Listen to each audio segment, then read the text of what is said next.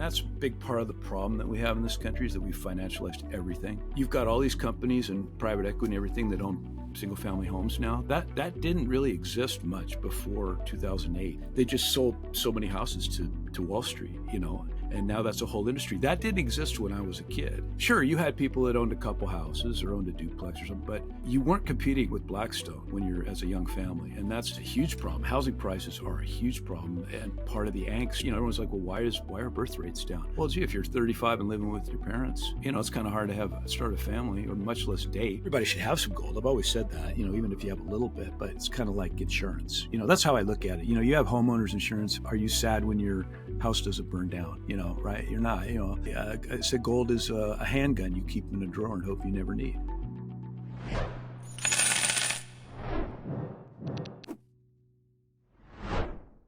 Hi, everyone. I'm Maggie Lake, and today I'm thrilled to be talking macro with Rudy Havenstein, a senior markets commentator and author of a Havenstein Moment Substack. Hi, Rudy. It's great to have you on. Hey, good morning. Nice to be with you. Thanks for inviting So we are me. going to do no camera for you because you do audio only, and we always respect that for folks that we're connected with that want to keep it that way, and we totally understand that. But super pumped to have your dulcet tones with us. And let's dive in. This is a crazy market. These are some crazy times. The first 100 days of the Trump administration have been action-packed, and that is an understatement. They've created a huge amount of volatility in markets and sparked an awful lot of predictions, and a lot of them pretty dire, depending on what day you're on. So I just want to sort of get your bigger picture thoughts, and what's your view on what's going on? I think, obviously, from Trump 1, his first administration to now, I think it's just gotten worse. I mean, I think everything now in far too many people they color everything through a partisan lens. Like the last couple of days, the dollar's been up, the rates have been down, the market's been up. But 2 days ago, the markets were down, and everyone, you could tell people that don't like Trump, they're very vocal on the days that the dollar's down and the yields are up, and then the people that love Trump are the opposite days, and I just get tired of it. I mean, Vincent as a Deluard that I think you probably talked to before, he had a great line a couple weeks ago that I keep retweeting that. He goes, I'm just going to ignore this tariff talk because, I have a job and I can't be jerked around every 5 minutes by some headline, and that's the way Trump operates. It shouldn't be news to anybody. I put out a quote, actually a video of Steve Bannon, talking about how Trump operates and how he literally says, we're going to throw 5 things at you every day. And he goes, and the media is going to just jump all over, get all upset, or the people who hate Trump will get all upset. And then while you're all busy with that, we're going to go do this, So I think they know it works. I mean, they know that they can, Trump can come out and say something. I think part of it's just his personality. He just, it's very annoying that he goes out of his way, like to irritate people. But I think sometimes he does it to deflect or distract people from, what's really going on underneath. I mean, at least as long as Bessent's there, it seems like people think there's an adult in the room. So I don't worry about it. I mean, I just, on days, I'm not a trader really in the sense that, I may buy or something a couple times a year and sell something a few times a year. I'm really not in and out, but I do watch it. And I just don't worry about it that much. I have no control over it. Chris Whalen had a great line, like, it's just like macro. You got people all day long can talk about it, tariffs. People talk about tariffs because most of them don't know anything about what they're talking about, but nobody knows and nobody cares. They just want to hear someone talk about tariffs. So, yeah, there's, I've been listening to, I listen to a lot of podcasts, like when I'm, my main exercise is walking. So I listened to one with Brent Johnson the other day, and I thought I'm going to put it in my Substack, the audio, but he gave like a 7-minute just discussion to the way he views things right now. And he gives a very good defense of the United States as opposed to, the rest of the world. I mean, you've heard a lot lately. We're going to move. Everyone's moving out of the U.S. They're going to pull their money out of the U.S. And I'm not buying that. I heard a great Steve Eisman has a new podcast, and he had a great German guest the other day, and I mean, just listen to this podcast from Steve Eisman with the German guy. I forget his name, Wolfgang something. And you're like, you definitely don't want to put your money in Europe. I mean, or Germany, especially. I mean, they had 30% of their nuclear power just vaporized. It's gone. It's not coming back. And so they were talking about AI. They said, even if Germany decided tomorrow they're going to get big into tech and AI, they can't do it. They don't have the energy. Mm. And so anyway, these it's bits and pieces everywhere. If you just listen to the noise, it's everything's going to hell, and the dollar's going to crash, and everyone's going to put all their money into Singapore or something. I mean, I don't see that happening. Yeah. Anyway. And that is true. And I think that's what's been so disconcerting with folks. So one of the things that's different, I think, in this Trump, or it feels a little different, is the last time this sort of barrage of action and confrontation and disruption and, just the whole mode of operation set the media off and had the media chasing its tail. I Right. remember, because I was working in media at that time, not that I'm not now, but I was at a more traditional broadcast outlet, and we were chasing the tweets. I mean, that was what it was. Right. This time around, it feels like the markets are getting whipsawed a lot more, and investors, I don't know if I can say that writ large, because maybe it's just sort of, pundits and commentators on X, I don't know, but if you look at the market action, the market seems like it's a lot more volatile and a lot more concerned. Does this seem, is that just a product? Are they just like sort of the next constituency to be struggling with or are some of the comments that, wait, this is the start of a new regime, this is something different, this is an attempt to kind of reorder the world in a way that makes us nervous? Is that too extreme of a statement, or do you think that's what's going on underneath the covers here? Well, I think that's what they're trying to do. I think he has some real true believers on this. I mean, we've gone through 40 years of falling rates and 40 years of globalization, and if we want to change the status quo, which I think a good chunk of the electorate wants, it's not going to be painless. Now, whether he's going to succeed or not, or whether he's doing the right things to get the goal of, America first, I don't know, but I don't know if that's going to work or not. I just know that the status quo is not working for most Americans. And that's kind of been one of the points of my Twitter account for the last dozen years is, the status quo is working really good for people like, Scott Bessent, but not so much, I think, for your average person, for the majority of people. I got called an idiot by a Wall Street guy the other day because all I did was I just made the comment that the Nasdaq. This was on a day when the Nasdaq was down like 4% or 3%. I'd say the Nasdaq is still up 50% from the beginning of 2023. I mean, I think people just look at Tesla lately. Oh my God, it's down whatever. And I had never had any position in Tesla. It's a cult stock, but look at a long term chart. That stock is, still vastly higher than it was 5 years ago. I mean, your returns, I guess everybody acts like they just bought like last week, or they're so used to getting, stocks doubling every year for a couple of years. And then when they go down 20 or 30 or 50%, they freak out. I mean, it's like, are you new to the game? And I guess a lot of investors are, a lot of them weren't even around for 2008, much less 2000 to 2003, I'm not necessarily sure that the market moves are a result of news. You know what I mean? Kind of like Robert Brechner's kind of view of things. That if you look at a long-term chart, we have been going pretty much, straight up for a long time. I think Gary Schilling the other day said, even before the tariffs, even before Trump became president, there was a lot of indicators showing that we were slowing. I tweeted out the chart of the inverted yield curve, which we just had for a couple years, and that always, at least in 30, 40-year history, maybe longer, has led to a recession. And we are right. If you look at that chart, we are pretty much due for a recession. And remember, people have forgotten about that. Maybe a year ago they were all talking about it, if you remember the yield curve. But I mean, so if we have a recession, it'll get blamed on Trump, but and whatever he's doing now, which probably may exacerbate it, I guess, but.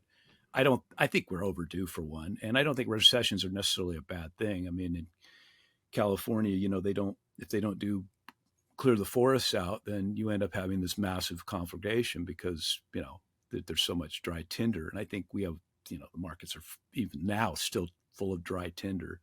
Mm.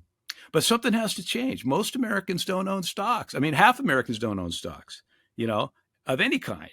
And, I think the latest stat is that 10% own 93% of the stocks, value. So even for the other, 40% that own some stocks, for most, it's a negligible, amount. And yet everybody on TV and most people on podcasts are very well off people whose entire livelihood revolves around the stock market. And that's all that really seems to matter to them. And, go to like Chris Arnaud, who's a great guy on Twitter. Just all he does is just go around and talk to regular people. And nobody does that in financial media at all, ever. No one ever, you never see a panel on CNBC with, a middle-class mom to talk about inflation, right? You get I hear every day, inflation is not a problem. We have no inflation. Trump said it the other day. I went off on him both this term and last time when he said it. It's not true.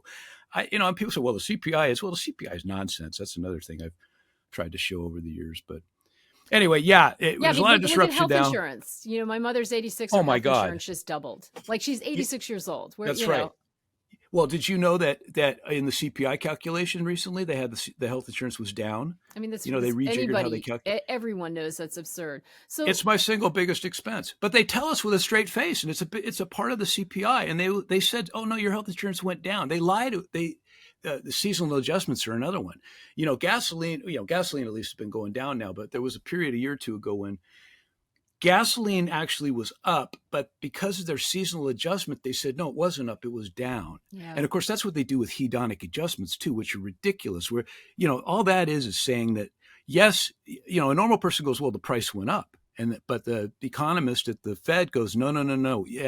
Yes, the price went up, but it's a better product. So the price we calculated that the price went down 10%, not up 10%. And so that's the kind of thing, So anyway, inflation's a huge problem. The status quo is not working for most Americans. And so Trump's trying to shake things up. That's why he got elected.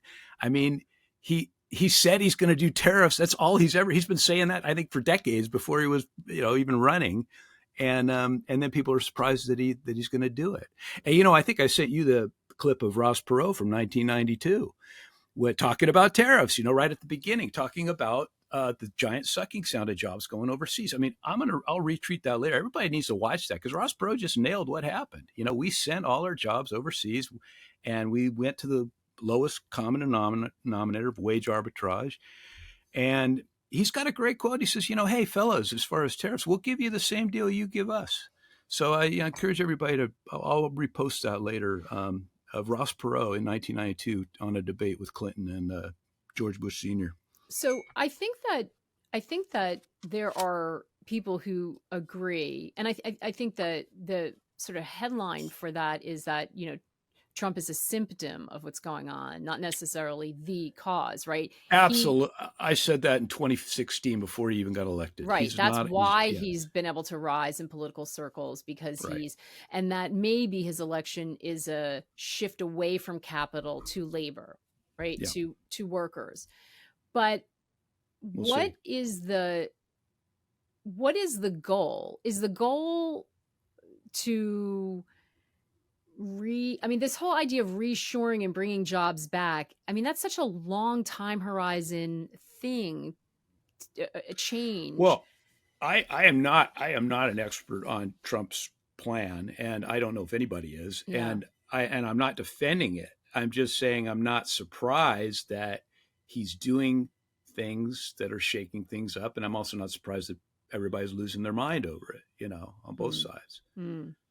I don't know. So you do not think, so one of the things I hear, so if this is, if that's the plan, I think it seems to me what investors in some corners of the market have issue with, at least this is what they say, is the execution. Although given the way you framed it, I'm not sure it's really the execution. I think it's the plan they have an issue with. If it's slated toward those who have in markets and away from workers. But One of the worries I hear is that, okay, that may be true. There, globalization may have gone too far. Inequality has gone too far. Workers have been left behind. You need to somehow rebalance things, but you can't lose control of the bond market. Otherwise, you're losing the capital war. You may win the trade war. You're going to lose the capital war. Does it seem Well, like they're losing control of the bond market? no, I mean, I'm certainly not a bond market expert. I don't want to, I don't want to own them because I think that, inflation is going to eat away most of the returns on that. I'm not a bond guy, but everybody suddenly is a bond expert. I noticed in the last few weeks. I mean, I go on Reddit a lot for a variety of reasons, and I don't recommend it. It's a total garbage dump, but there is some good stuff on there. I mean, the bond subreddit is just littered with people who probably have, you know, they're probably 12 years old, and they're oh, the bond, the dollar is dead, the bond market, it's over, and that's like, oh my god, what's the rate on the 10 year, 4.3 or something? I mean, what's the historic rate on the 10 year? I mean, the part of the problem is there's a lot of paradigm shifts going on around this time of Trump being elected that are unrelated to him. I mean, we have, when you end some smart guys think that we're at the beginning of a multi-decade rising rate cycle, right? Jim Grant, for example, is an expert on this, and if we go from 40 years of lower rates always bailing us out of every predicament to a rising, it doesn't matter if Kamal is president or Trump or what, that's going to be a problem. Is it a problem yet? And this is kind of the position Brent Johnson takes: is yes, someday it's going to be a huge problem, but his like, not today. And by the way, everybody else is worse off than us. In his opinion, I tend to agree too. I mean, I'm not moving to, I remember a guy I knew years ago. He's like, this is years ago, before pre-Trump. America's going to hell in a handbasket. I'm getting out of here. Where are you going? Oh, I'm going to Honduras. I'm like, oh my God. Okay, good luck. If S hits the fan, I think I'll take my chances in America. I say I'm a dead ender in America. I'm not going anywhere. I'm an American. I'm not going to go anywhere. And these people that are like, these rich guys that go to avoid tax or whatever, I'm like, good. Don't let the door hit you on the way out. But I'm a dead. That's a bumper sticker, Rudy. I'm a dead ender dead in the ender. Yeah. U.S. Yeah. I mean, the U.S. it's like democracy. It's the worst system except for all the others. Right. So I think people need to just calm down. I think Trump the way I put it is he pushes people's buttons, and a lot of people, both pro and con, their buttons stay stuck, and they're enraged. I mean, you must have seen it over the years. People they're either they think that Trump is the second coming of Jesus, or they think that he's Hitler. So. But and we get it from a lot from politicians. But I think the politicians are in on the joke, because if you look at like Obama and Trump at Carter's funeral, they're joking around. I mean, and I think Obama was calling him Hitler like a couple of weeks before, so they're in on the joke. But your average Joe, they're not. They're just so worked up. I think it's this 24/7 media thing, because if you put on Fox or you put on MSNBC, or even on reading, the internet, it's all clickbait. They want you to enrage you. MSNBC doesn't care why you're watching. They don't care if you're watching because you're like, yeah, that's right, Trump is the devil, or you're going, oh, this is disgusting liberal nonsense. They don't care that you're watching. That's what they want. Just like clickbait articles, they want you to click. They don't care if you're angry about what they're saying or if you're happy. So I think Right. people just need to Monetization of chill. you as a viewer. It has nothing to do with information or Oh, truth. absolutely. And I stopped watching, the cable news in 2016 after Trump was elected, because back then, remember, everybody was insane over Russia. And this is the problem, as you mentioned, with Trump being a symptom. Nobody in 2016 said, "Oh, why did the most qualified candidate in history lose to this clown, reality show host?" Nobody. There's no introspection.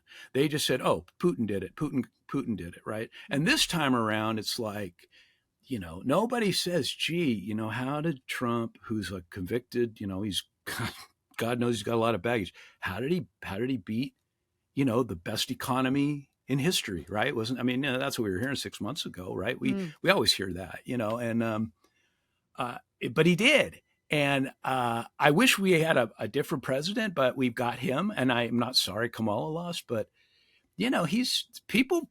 How, the status quo never did any introspection on why this guy won twice. Yeah. Okay, and that's never happened. And my opinion, I've been going on for years. It's the wars. The economy's not working for people. I think inflation is much higher than they tell us.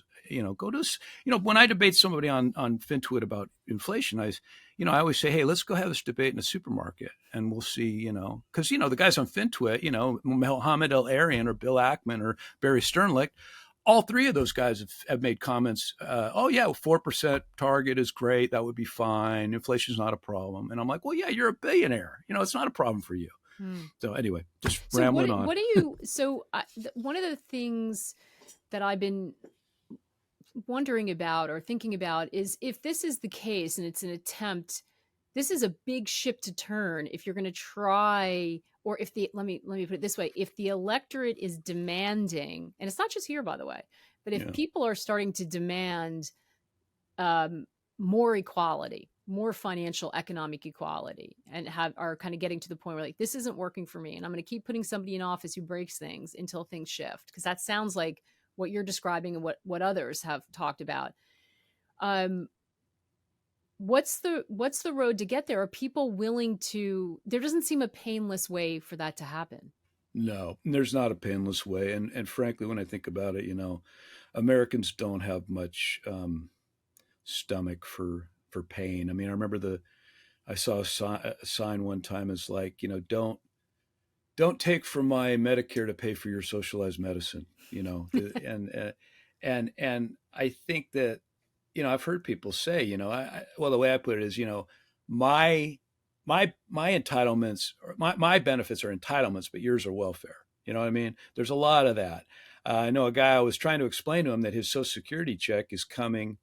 It's not like from some savings thing the government's been saving for him all these years. And I pointed, we were at a fast food place, and I pointed to the kid working behind the register, and I said, your check is coming out of that guy's, pay stub.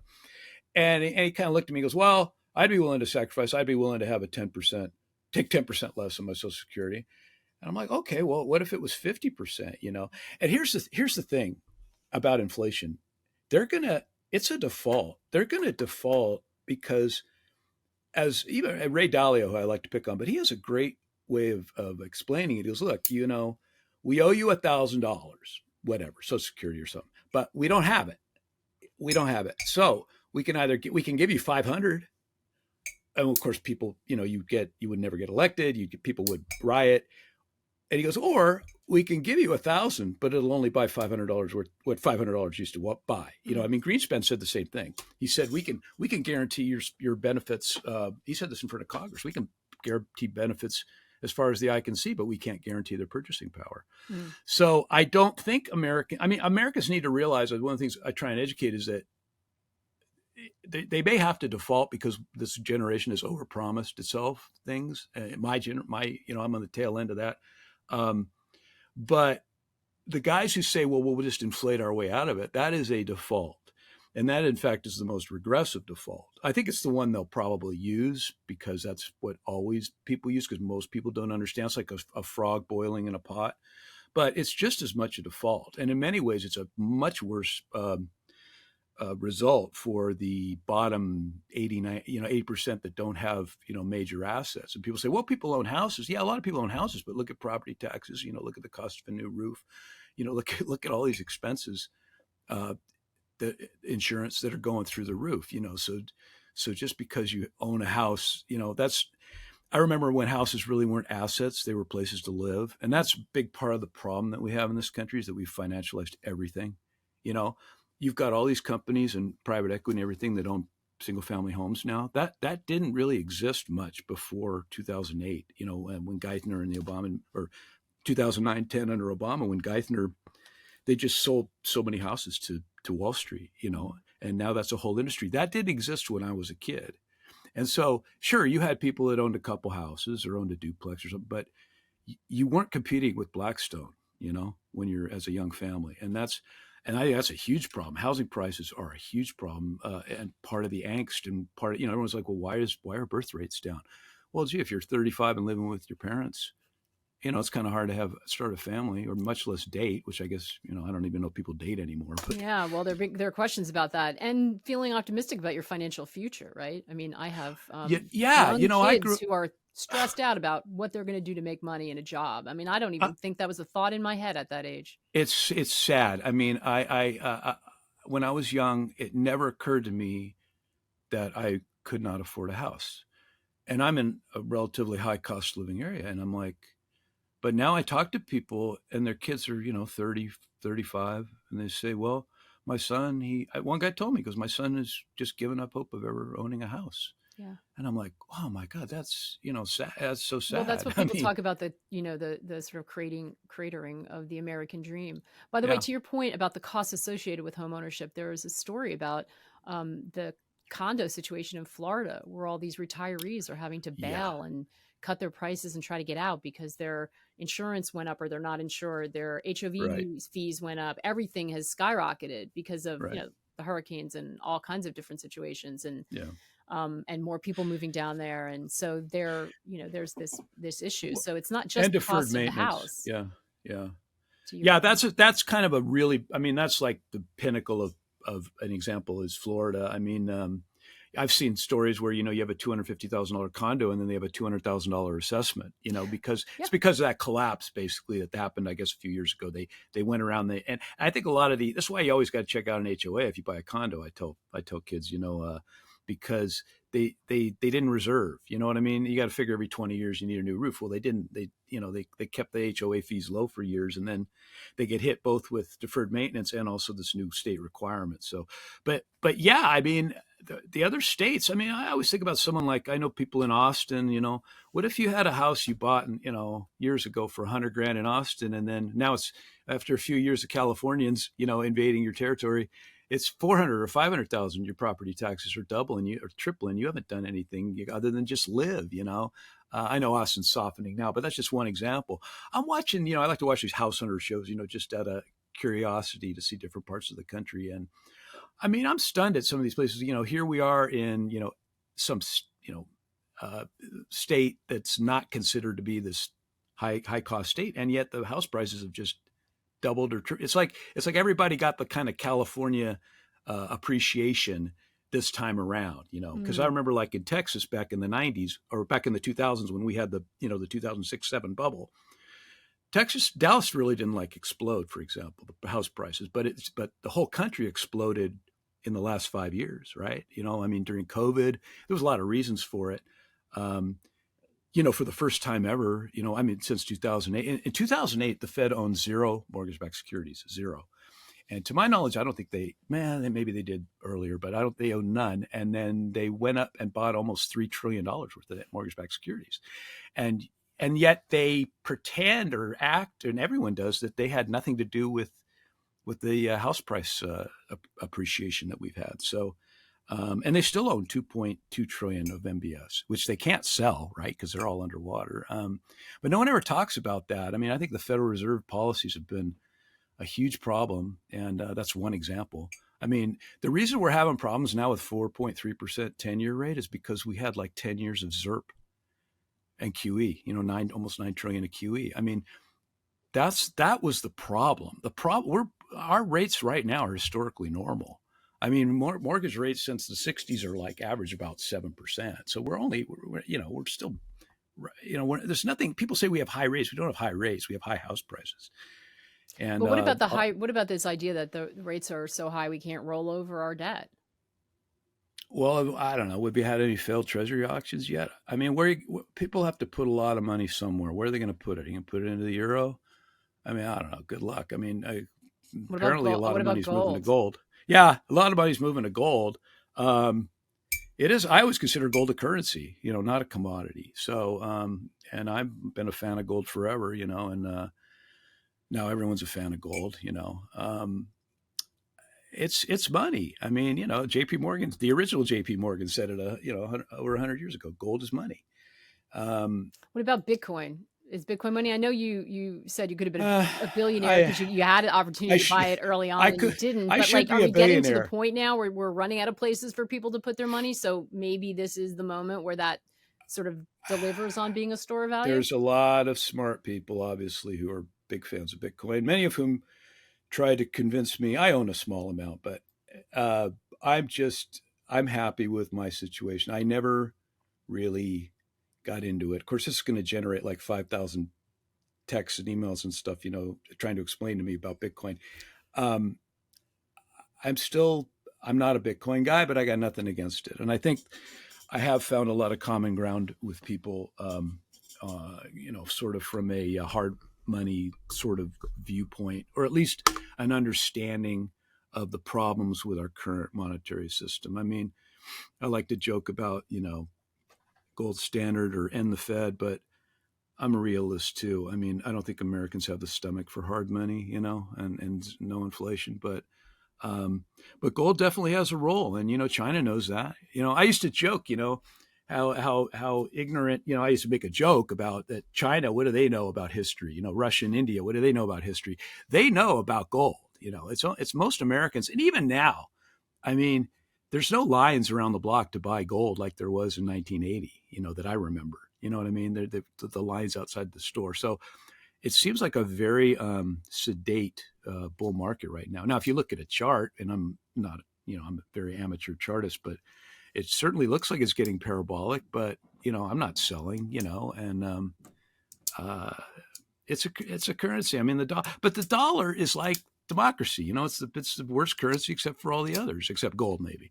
I mean, I am not a fan of this idea, or I'm not a believer in this idea that everyone's going to go to um, put their money in Europe or Japan or euros or yen or, now certainly gold, but I can't see gold, even back in the 80s or 70s, I think gold certainly was a much higher percentage of assets than now. I mean, probably a few percent instead of like 0.05, or whatever. But I can't see gold, being used by the majority of people in the United States. It could be, there's talk of this could be part of some future, Bretton Woods 2, or something. And that would make sense, but to have some anchor on your currency, or, gold backed bonds or things like that. I mean, I don't know. We're just so far from that era that to go back, getting back to can people take pain or dislocation? And I don't think most Americans have the stomach for it. They want their free stuff. Yeah, it seems hard to roll back that and go back to some sort of goal. It does seem like that will be really difficult. What do you think? What do you think happens with the Fed here? So you have been very critical of some of the policies of many of the policies of the last decade. We had a public spat with Trump and Powell, or Trump was threatening to fire Powell. Now he seems to have backed off and said it's fine. Some people are, kind of looking at what might be an air pocket in the economy because of tariffs and saying, okay, here goes the Fed, rates are going lower, bonds are going to rip. And it seems like, go back to exactly the kind of policy that you think is damaging. Well, yeah. I mean, they're already talking about redoing QE, and usually it's very wealthy Wall Street people that you hear talking like this, or people with on FinTwit that have 100 grand in stocks and think that's all that matters. But I mean, I guess it is all that matters to them. But um, yeah, we're in this situation because of horrible monetary policy in large part, since the coup, what I call the coup of 2008, when they bailed out Wall Street, and then of course they did that in spades in 2020. You know, um, the level of I mean, when you have zero rates for 10 years or whatever, adding it all up, you create all sorts of problems. And half my Twitter account is quotations from smart people about that, and we're paying the price for it. Yet Janet Yellen is interviewed on financial media, all the time now. Why? She's an arsonist, and we're asking her about about fire prevention. Same thing with Larry Summers. Oh my God, he must text more than I do. He's on Twitter, all the time, and people interview him. Larry Summers. I don't know if anybody remembers anything that happened before 2010, but he's a big reason that we have a lot of the problems that we have now too. He's a big reason that we had 2008 crash. Larry was, along with Greenspan and Bob Rubin, was very much against regulating Wall Street. And I asked him, he never responds, of course. I'm amazed I'm not blocked, but I replied to him, I think today, and said, hey, Larry, what if we'd listened to Brooks Lee Bourne instead of you back in, 20 years ago? But she's not interviewed. And yet Larry is every day. We keep interviewing arsonists, asking them about what we should do about fires. And it bugs me. So I think the Fed's been horrible. And I point out that the Occupy Wall Street actually refers to ex and future FOMC members. They all go, look at the fact, I bring this up. Nobody cares, but I keep bringing it up. Like, Bernanke's at Citadel and PIMCO. Janet just went to PIMCO. Clarita came from PIMCO. Greenspan went to PIMCO. Kashkari went to PIMCO. Stan Fisher's at BlackRock. I mean, Barclays, now he's at Jefferies, Dick Fisher, who's on CNBC all the time. All these guys. And then you got all the ones like Kaplan that go to Goldman, all these FOMC officials, they either come from or they go to Wall Street. So who do they work for? There's a great line where from maybe a year ago where Powell comes out and goes, people hate inflation. It really hurts the lower income people the most. And our surveys show that people hate inflation. And I'm like screaming at the TV going, dude, in 2019, 2020, your entire FOMC said, we are going to change our goal to have higher than 2% inflation for an extended period of time. And yet it seems like news to him that people hate inflation. I mean, Powell's worth hundreds of millions of dollars. What is, I guess inflation to him is when, a private jet is more expensive or something, but it's all part of this thing. One of the reasons Trump's elected is that nobody asks Joe Sixpack or Jane Sixpack. No, they are invisible to anybody on Bloomberg or CNBC, and frankly, alternative financial media a lot of the time. There's no spokesman. I mean, I listen to a lot of podcasts. I listen to guys like Steve Eisman. I was listening to Brent Johnson, other people. Nobody interviews, the mom coming out of the supermarket with two kids in a stroller. And I think we need to listen to those people a little bit more. So maybe we should start doing that, Rudy. Could you set ourselves up in a parking lot? Well, I've offered to debate I won't say who, but I've offered to debate certain people on inflation in a supermarket parking lot. So I guess that would work. I have a vision for this to be continued. So can you explain why are you calling them arsonists? Well, because Druckenmiller had a great line. You don't have deflation because your CPI was, you don't have crashes because your CPI was 1% instead of 2%. He says you have crashes because of asset bubbles blowing up. And what the Fed has done over the years until they got scared or whatever in 22, but from 2008 to 2022, all they did was blow asset bubbles up. Look at a chart of any asset in the United States is to the moon. And until maybe recently. And is that with zero interest rates, with cheap money? I think that's ZIRP and QE. I mean, there's in real interest rate policy is what you're talking about. Yeah, zero interest rate policy. You can't. I mean, people, credit cards, even when rates were zero, were 20% or 16 or 18%. Now for me, it's 25%. I have good credit, but I pay it off. But still, it's absurd. So most people never had ZIRP.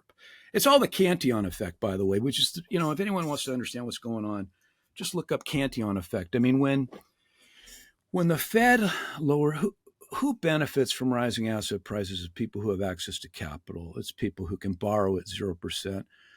I mean, listen, even, there are people that get 3% mortgages. That's great. But I mean, Blackstone and BlackRock are getting lower rates than that. It's the rich who benefit from ZIRP far more than anybody else. They have first access to the money. They buy the assets. That's what's happened. It's there's another thing I can retweet. There's a great article by Chris Leonard wrote a book called the Lords of Easy Money, and he wrote an article which kind of summarizes a lot of the points of that book. And Edward Chancellor has a book called The Price of Time. I'd recommend both those books, and they talk about the damage of the ZIRP policy in much better detail that I can explain it. But it I just think that's creates important asset bubbles. because I think people felt like interest rates went down and their mortgages were lower, their car loans were lower, but there's all this other damage that comes from it that kind of circles back and erases any small benefit that the average person would have gotten, right? Right. Well, people say, years ago, I mean, before they raised rates, even before they changed their policy to in 2020 to seek higher inflation, for the 10 years before that, every single day, I would hear someone on financial media say, "We need more inflation. We need more inflation." I mean, that was the mantra, and I think Mm-hmm. it still is. It still is. You still hear that all the time. And I mean, I'm so jaded to it by now, but I'm just looking at them going, you do not think like 90% of people think. Most people do not want more inflation.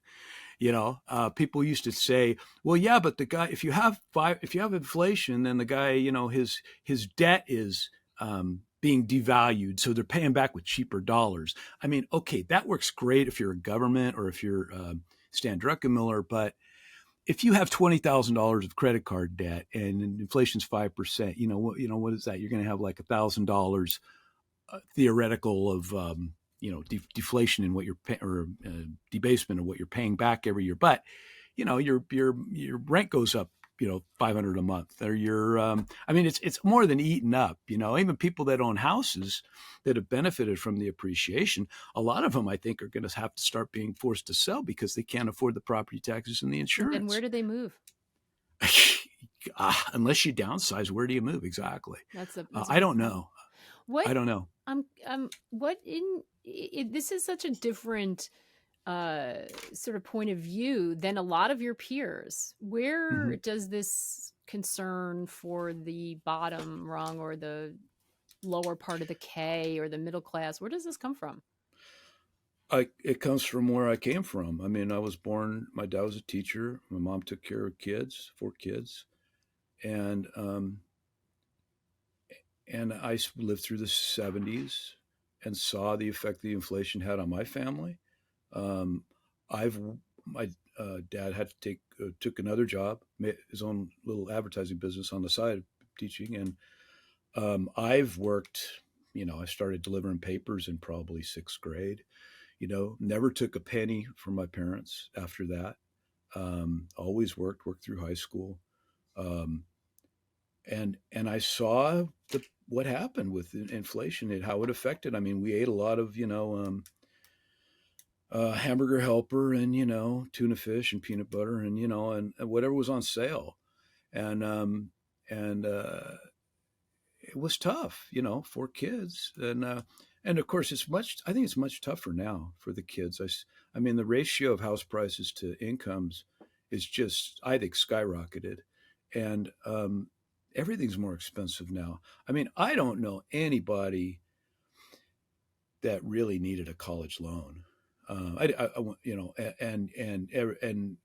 at the time, I think mine was, a couple thousand, maybe max. I worked and paid for it, and it just wasn't a thing. And now people are saddled with these student loans, which, if you look at a chart of student loans, that is a new phenomenon, since the Obama administration. It just went to the moon when it got the government, guaranteed everybody's a student loan. And, I make the point too, is like, if you get a loan to like become a doctor, I can understand that. But if you get a loan to become a gender studies major or something, 200 grand. I mean, it's kind of silly. And why is the taxpayer on the hook for loans to go to Harvard or Yale? I mean, they have endowments that are, 70 billion or something. I mean, it's ridiculous. I'm a big fan of community colleges. I'm a big fan of trade schools. Not everyone needs to go to college and study French literature. They could learn to be a mechanic, a plumber.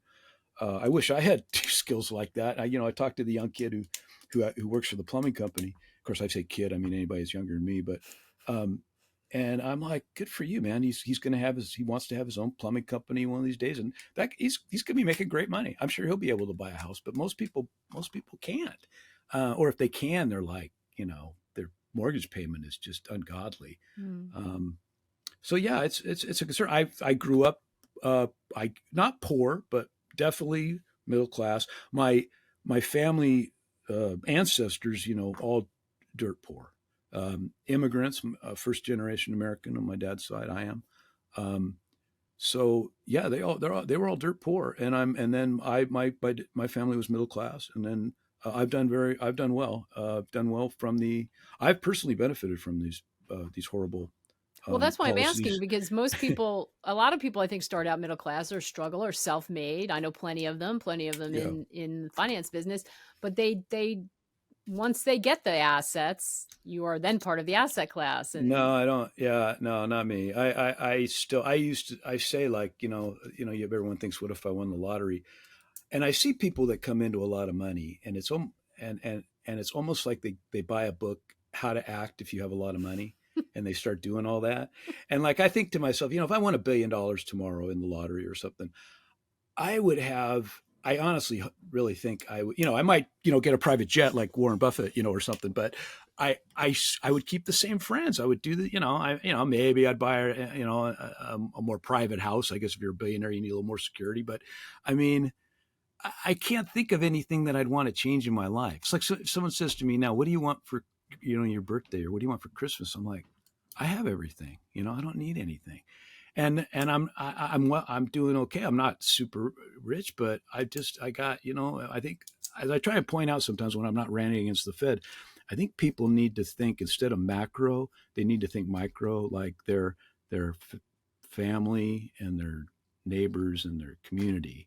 And I think if everybody just stopped raving about whatever Trump said or whatever some pundit said, and started saying, what can I do? Spend more time with my kids or something like that. better watch out, Rudy. But Somebody might try to get you to run for Congress if you're not careful. no, I'm unelectable because I would just speak my mind too much. Like I said, so you better watch out. Somebody Yeah. might Well, we could maybe use some of that.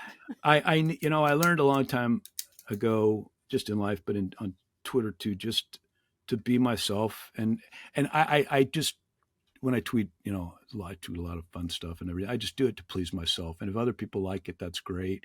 And if they don't, I mean, I posted the other day, I'm not, picture of a guy with a hat or a shirt that said, "I'm not for everybody," and I understand that, it's like, I understand why, some people don't like me. Well, I understand that. Some people used to block me and I go, yeah, I don't blame them. I mean, I think, who was it? Noah Smith. I actually asked him to block me. He was bugging me so much one day that I said, "Hey, dude, just block me." And he did. So, and that was back when being blocked actually meant something, because you couldn't see, you had to like use another account to see the thing. Now it's like, you can still see it, and stuff. So, That's but I understand. I mean, I'm speaking against the status quo. I'm speaking, again, but fortunately, I think a lot of people do get me, and they know that, I don't want the stock market to fall 95%. I said one time on Twitter that, I'm not rich bashing here. There's plenty of people that work hard. I know a lot of small businessmen, they work hard. They made a good, income. I'm talking about government created plutocrats.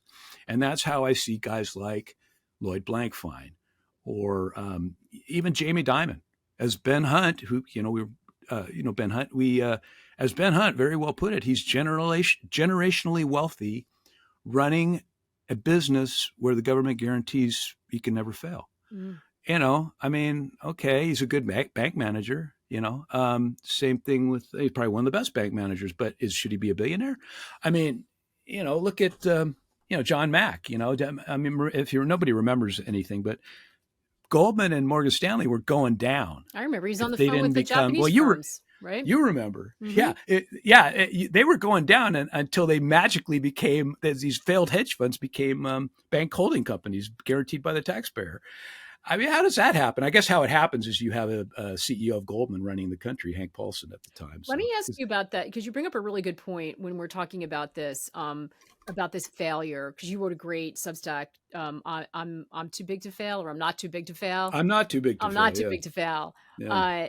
But I remember during the '08 crisis, and there is so much moral hazard in bailing out, in the government bailing out these firms. Yep. But I remember people saying at the time, like, let Lehman fail, like this, Yep. they did this, let them fail.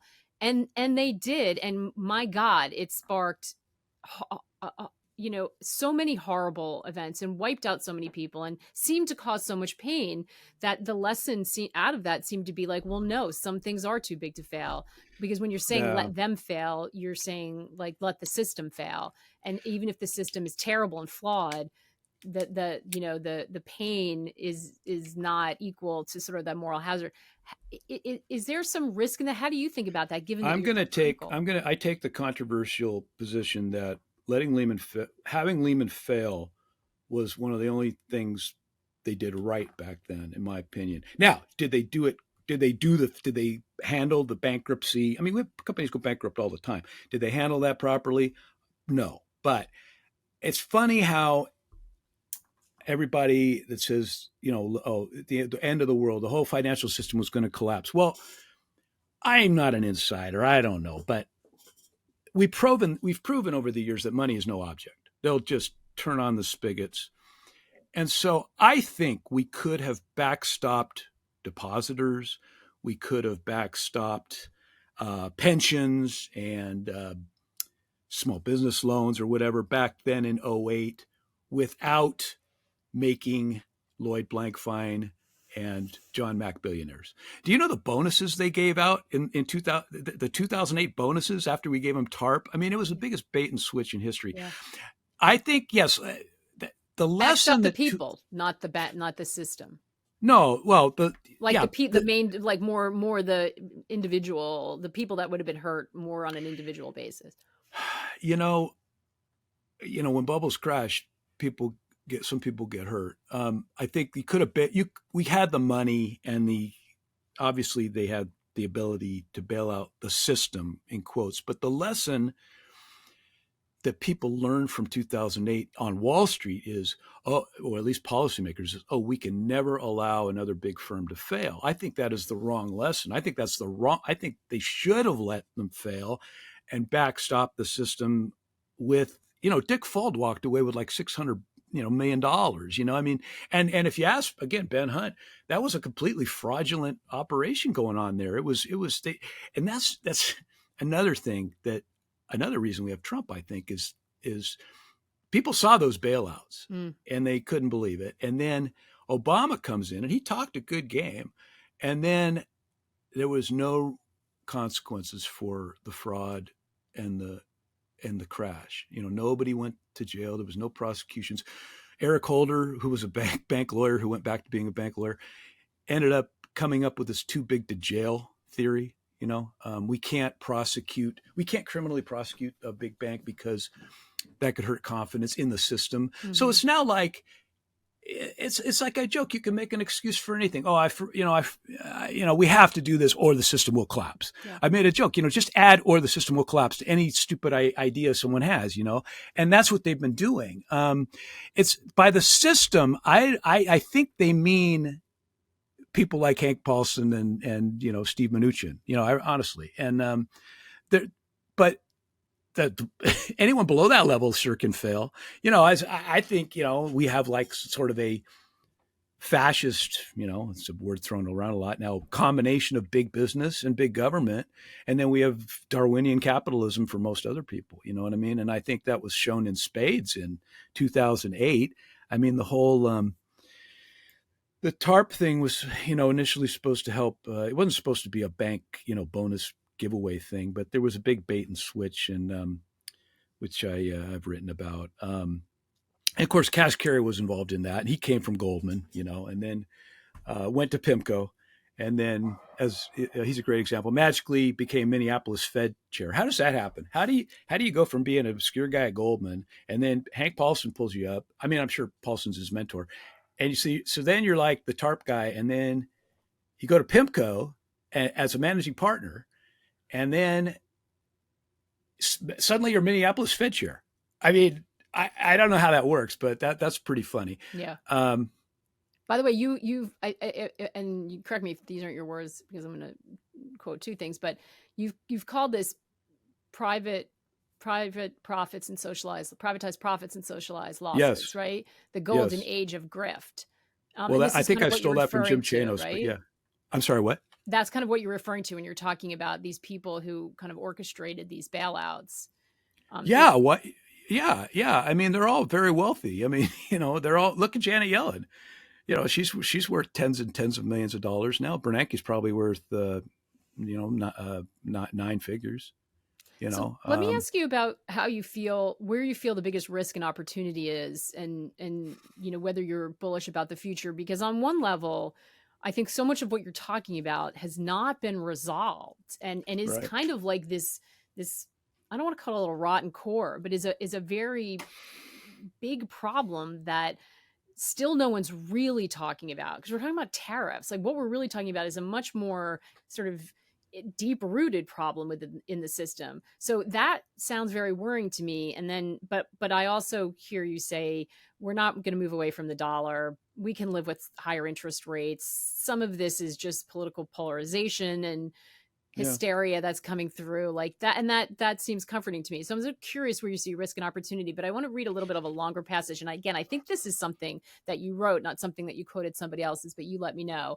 Okay. And this is what I'm talking about, being kind of worried about how we weave ourselves out of this.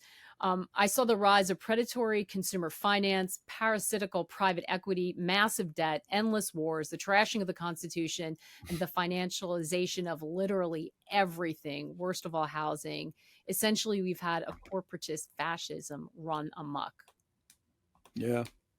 Yeah, I wrote that, and I was kind of fired up when I wrote that, but But there is basically, a lot of truth in that I think people are that's going to resonate with people. yeah, it's on my Substack and it's free, so that one, and yeah, I mean, to me, that's a good description. I tried to summarize, the way I feel on it.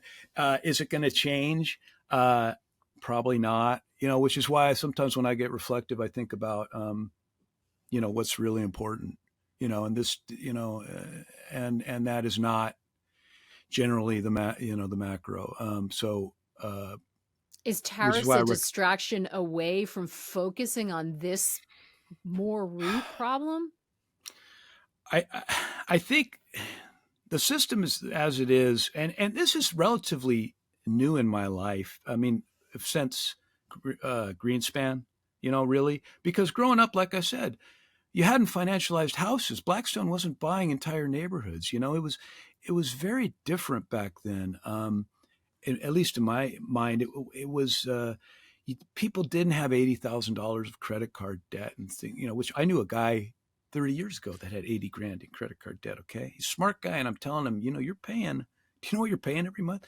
But I mean, anyway, so this system is relatively new, and it revolves around exactly what I said in that paragraph, that, it's basically protecting the very, very wealthiest in our society. And I think it's, I don't like Rome comparisons, but it seems like there are some echoes of that.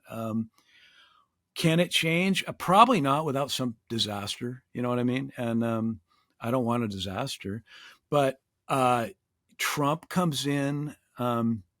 He's the closest thing, in anyone's lifetime, I think, of someone to shake it up. But he's a New York real estate developer who loves, he wanted negative rates and he wanted more QE when he was president the first time. So I think he might I again this never, time yeah, if his conversation with the Fed and is more any inflation. indication. Yeah. Well, he says with a straight face, there's no inflation. I just, anybody that says that, I'm like, we're on a different planet. But so I don't think he's the guy that's going to do it. I don't What know about who would. Besant? Maybe. Hmm? What about Besant?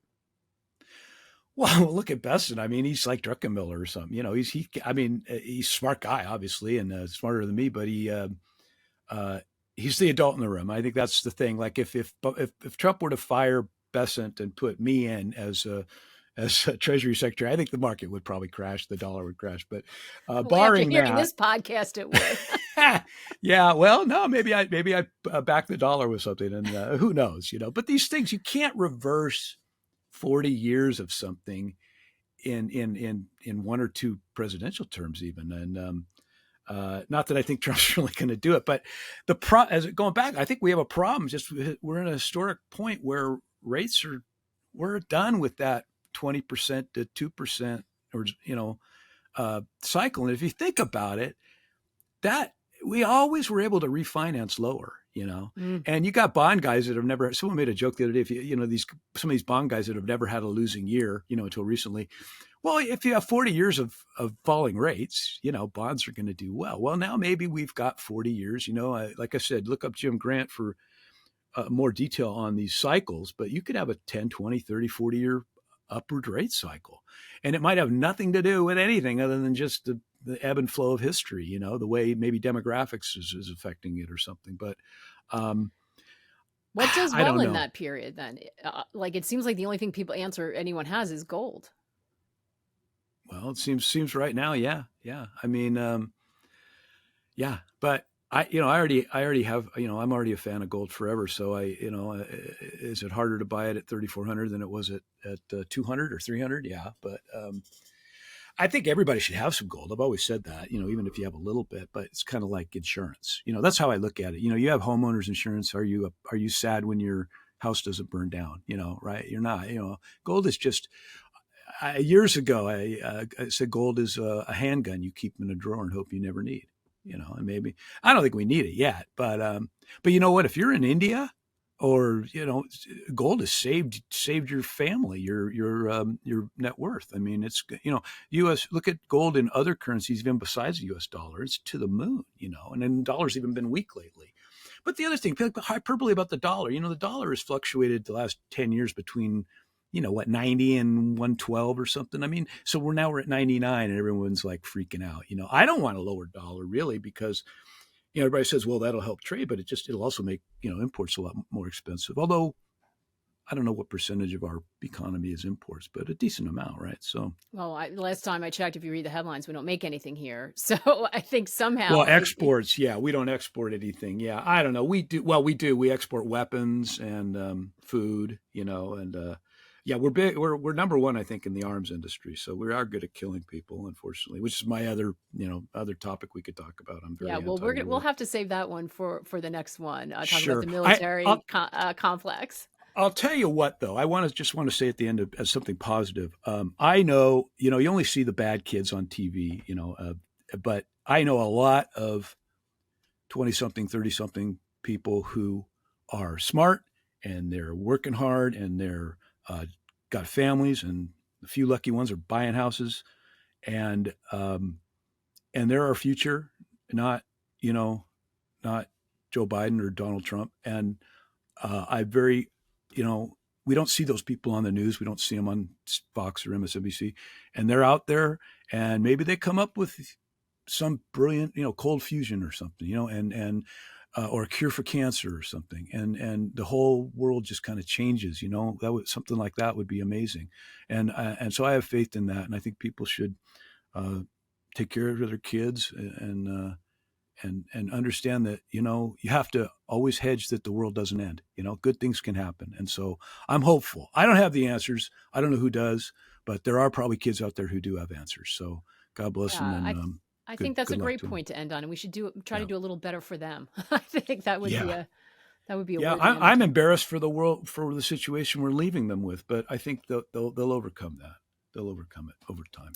I think you're right, and I also know a bunch of those kids those age, and I have a couple myself who are moving in that direction, and they're fantastic. And I think you're right. There's a lot to be bullish about. Someone recently asked, "What do you do when the markets get volatile?" And my answer was, "Look for the optimists." Because it feels like that's the right trade. Yeah, I like to say, someone asked me once, why are people so, some disaster happened or something, and why are people so bad? And I said, a better question is, why are so many people so good? There's a lot of great people out there doing selfless acts, and I guess the goal should be to try to be more like them. I love it. Rudy, this was such a fantastic conversation. Thank you so much. And we're gonna figure out how to park ourselves somewhere and talk to some ordinary folks. That'd be really fun. Well, thank you very much, and I hope I didn't scare too many of your listeners away. No, we need a good dose of truth and reality. I think that we hear a lot of other stuff, so I think it's good to brace ourselves with that. So we appreciate. Well, thank you very much. I enjoyed ranting at you. So thank you. Thanks, Rudy.